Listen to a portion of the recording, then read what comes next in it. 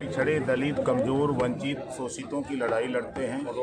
उनकी लड़ाई में हम उनके साथ गब्बर सेठ बन करके खड़े हैं। हम उनसे कहते हैं कि कहीं भी मैं आज नहीं सब दिन कहता हूं कि मैं आपके साथ हूं।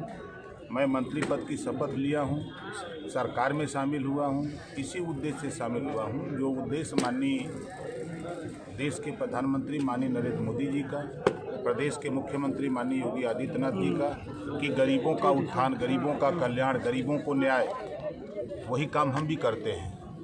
तो तमाम तरह के जो पूर्व की सरकारें हैं, जिस तरह की गुंडागर्दी किया, पिछड़ों का हक लूटा, दलितों का हक लूटा, मुसलमानों का हक लूटा और पूरे प्रदेश में गुंडा राज स्थापित किया, उनके लिए जो गुंडा राज कायम करने वाले लोग, जो गुंडाई करने वाले लोग हैं, उनको मैं कहता हूं कि हम मंत्री बन चुके हैं। इन गरीब, कमज़ोर, वंचित, शोषितों के ऊपर अगर आंख दिखाओगे तो हम गब्बर बन करके आएंगे। आपने कहा कि योगी जी के बाद अब आपका पावर है सबसे ज़्यादा। भाई देखिए, मुख्यमंत्री के बाद कैबिनेट मंत्री का पावर होता है, कोई नई बात तो है नहीं। जो कैबिनेट मिनिस्टर होते हैं, मुख्यमंत्री के बाद पावर होता है। तो मंत्री पद की शपथ ले ली, कौन सा विभाग आपको सूट करता है? कल परसों में मालूम हो जाएगा विभाग भी। सबसे पहले तो आप लोगों को बधाई, जो आप लोगों की चाहत थी, जो सोच थी कि जल्दी मंत्री बन जाए, अब तो उस पर विराम लग गया। अब उस पर भी 2-3 दिन में विराम लग जाएगा। लेकिन फिर भी ओम प्रकाश राजभर जिस तरीके की राजनीति करते हैं, उस हिसाब से कैसा विभाग चाहिए? देखिए, गरीब, कमज़ोर, वंचितों के हित के लिए हमको जनता से जुड़ा हुआ कि जनता की सेवा हम कर सकें, हमारा उद्देश्य यही होता है। हमारा उद्देश्य राजनीति में धन कमाना नहीं है, हमारा उद्देश्य गरीबों की सेवा। क्योंकि गीता में कृष्ण भगवान ने कहा है कि गरीबों की सेवा ईश्वर से बड़ी सेवा होती है। तो हम अपने माता पिता का आशीर्वाद लेकर के निकले हैं। 21 साल पूरा हो गया, हम कभी पीछे नहीं हटे, बराबर एकदम आगे बढ़ते जा रहे हैं। तो विधानसभा में बब्बर शेर गुर्राएगा? भाई हक अधिकार की लड़ाई तो हमेशा लड़ते हैं, हम लड़ते रहे। लेकिन कई बार ऐसा देखा गया है कि आप सत्ता में रहते हुए ही सत्ता को नहीं, हम वो नहीं, सच बात कहते हैं, सच के सिवा कुछ नहीं कहते। जैसे आपने देखा ना, मैंने कहा कि राज्यसभा चुनाव के पहले खेला होगा, हो गया, फिर अभी खेला होगा। अब आश्चर्य आपको लगेगा, अगला खेला कौन सा होगा आप देखते जाइए, आप ही की स्क्रीन पर आएगा, हमारे यहाँ नहीं, आपके स्क्रीन पर दिखाते हैं। तो ये मैंने कहा था कि जब 6 महीना पहले विपक्षी एकता बनी थी, तभी मैंने 2 लाइन आप लोगों को सुनाना शुरू किया था कि विपक्षियों ने ठाना है 24 में मोदी जी को प्रधानमंत्री बनाना है।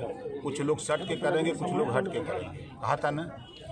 और बगल वाले प्रदेश वाले सट गए, हियाँ वाले भी सट गए, बंगाल वाले हट गए, पंजाब वाले हट गए, है ना। और बहुत से लोग अंदर अंदर मदद कर रहे हैं। सब लोग चाहते हैं कि देश के प्रधानमंत्री माननीय नरेंद्र मोदी जी बने। यूपी में देखिए, यूपी में अखिलेश जी की सरकार रही हो, अखिलेश जी तो कांग्रेस से सट गए। हाँ, तो सट गए हैं तो फिर वो दोनों बच्चा हैं, हम चच्चा हैं। ठीक है, दोनों बच्चा हैं, हम चच्चा हैं।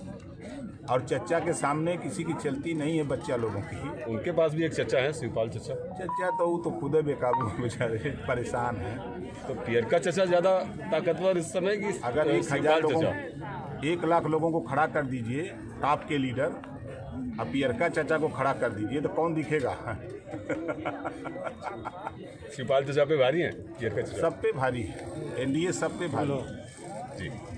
लेकिन जिस तरह है कि अभी जैसे डीएमके के एक नेता ने कहा, बयान दिया कि ये देश एक नहीं है, ये उपमहाद्वीप है, क्योंकि यहाँ पर एक धर्म, एक राष्ट्र नहीं है, एक नागरिकता नहीं है, इसलिए ये उपमहाद्वीप है, ये देश नहीं है। तो इस तरीके के इंडिया गठबंधन के नेताओं के बयान को आप किस तरीके से देखते हैं? देखिए, उनकी हताशा और निराशा का बयान है। बाबा साहब डॉक्टर अम्बेडकर जी को नहीं मानते।